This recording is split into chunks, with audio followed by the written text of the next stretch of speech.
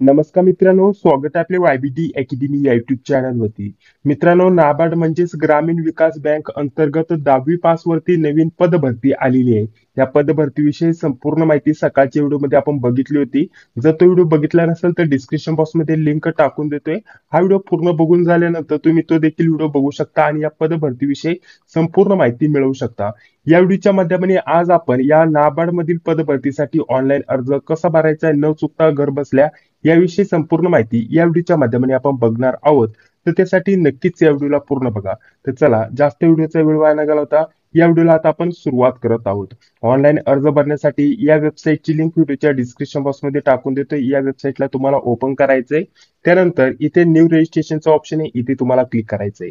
त्यानंतर इथे तुम्हाला स्वतःचं पहिलं नाव टाकायचंय. पहिलं नाव टाकल्यानंतर तुम्हाला तुमचं पहिलं नाव पुन्हा कन्फर्म करायचं म्हणजे पुन्हा टाकायचंय.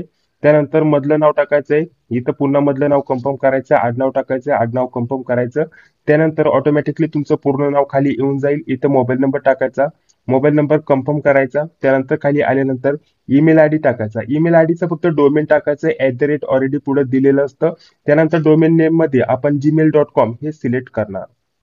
तर हे सर्व झाल्यानंतर आता पूर्ण तुम्हाला कन्फर्म ईमेल इथे टाकायचा. पूर्ण डोमेन नेम म्हणजे तुमचं जे पण पूर्ण ईमेल ऍड्रेस असेल, जसं की example@gmail.com ते तुम्हाला पूर्ण टाकायचं. इथे फक्त तुम्हाला एक्झाम्पल अशा प्रकारचं त्यानंतर इथं पुढे दिलेलं आहे आणि gmail.com हे तुम्हाला ऑलरेडी इथं दिलेलं असतं. ठीक आहे, हे तुम्हाला फक्त सिलेक्ट करायचंय आणि पूर्ण ईमेल आता जो तयार होतोय तो तुम्हाला इथं खाली टाकायचा.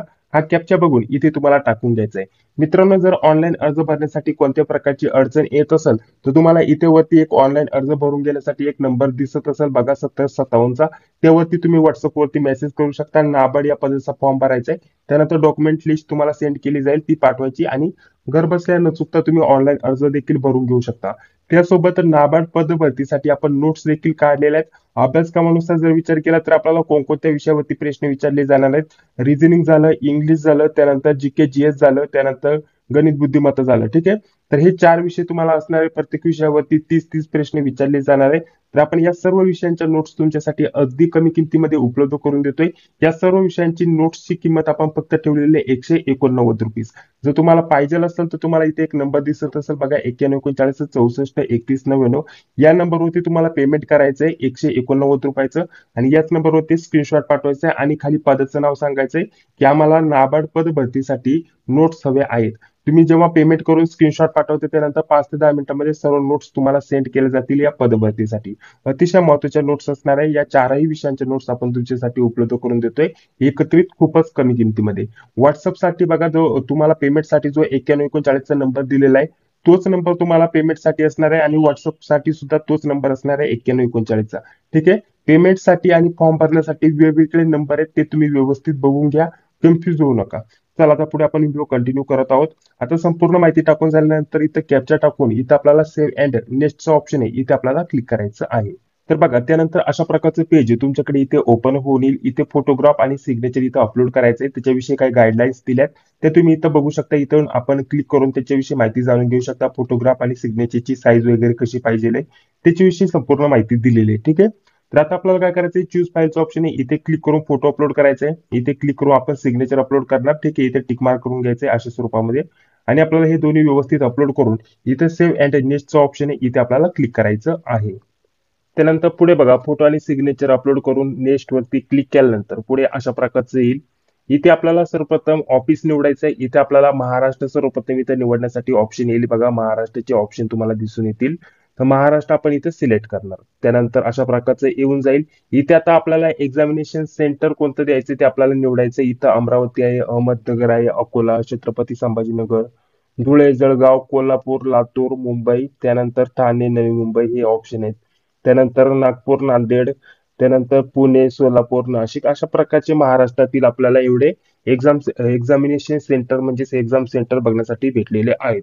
त्यातील एक आपल्याला निवडायचे, तिथे तुमचा पेपर होईल. कॅटेगरी तुम्हाला इथे निवडायची आहे. कॅटेगरी निवडल्यानंतर पुढे जर म्हटलं तर आपल्याला अशा प्रकारचं येईल नोटीस. ओकेचं ऑप्शन आहे, ओके वरती क्लिक करायचं. आपण इथं अपंग वगैरे असेल तर त्याचं आपल्याला इथं येस नो इथे सिलेक्ट करायचं असेल तर येस करा. त्यानंतर अपंगत्वाचं टाईप वगैरे त्यानंतर किती पर्सेंटेज आहे ते तुम्हाला सिलेक्ट करण्यासाठी इथं त्यानंतर पुढे आपल्याला ही सर्व जर म्हटलं तर आरक्षणानुसार किंवा आपल्याला काही आरक्षण पाहिजे असेल, यामध्ये आपण प्रोजेक्ट अपडेटेड मध्ये येत असेल, नाहीतर आपल्याला कोणत्या प्रकारचे एखादं आरक्षण लागू असेल तर त्याच्याविषयी इथं माहिती आहे. तर आपण यामध्ये कशामध्येही मोडत असेल तर आपण येस करायचं, अदरवाईज नो नो इथं आपल्याला सिलेक्ट करायचंय. हे काही ऑप्शन आपल्या कॅटेगरीनुसार आपण जी पण कॅटेगरी इथं वरती सिलेक्ट करतो त्यानुसारच इथं एनेबल डिसेबल असतात. काही ऑप्शन इथं क्लिक होणार नाहीये, कारण जी कॅटेगरी तुम्ही सिलेक्ट केलेली असते त्यानुसारच हे ऑप्शन एनेबल डिसेबल झालेले असतात. जे पण सिलेक्ट होतात ते तुम्हाला वाचायचं आणि येस नो इथं सिलेक्ट करायचं. ठीक आहे, जसं की इथं येस नो इथं सिलेक्ट करण्यासाठी ऑप्शन आहे. बाकी हे डिसेबल झालेले कॅटेगरीनुसार. त्यानंतर पुढे जर म्हटलं तर आपल्याला त्याच्याविषयी माहिती विचारली, यामध्ये आपल्याला पाहिजे असेल वयामध्ये सूट तर आपण येस करणार. त्यानंतर आपल्याला हिंदू मुस्लिम जे पण असेल ते आपल्याला इथं सिलेक्ट करायचंय. अशा प्रकारचे भरपूर ऑप्शन दिलेले आहेत. यामध्ये तुम्हाला इथं बघा हे वाचायचं, याचं तुम्हाला कॅटेगरीनुसार जर पाहिजे असेल सूट तर त्याच्यासाठी आपल्याला दिले, नसेल पाहिजे तर नो वरती सिलेक्ट करायचं. म्हणजे आपल्याला जे पुढे दिले ते वाचायचं आणि त्यानुसार येस नो सिलेक्ट करायचं.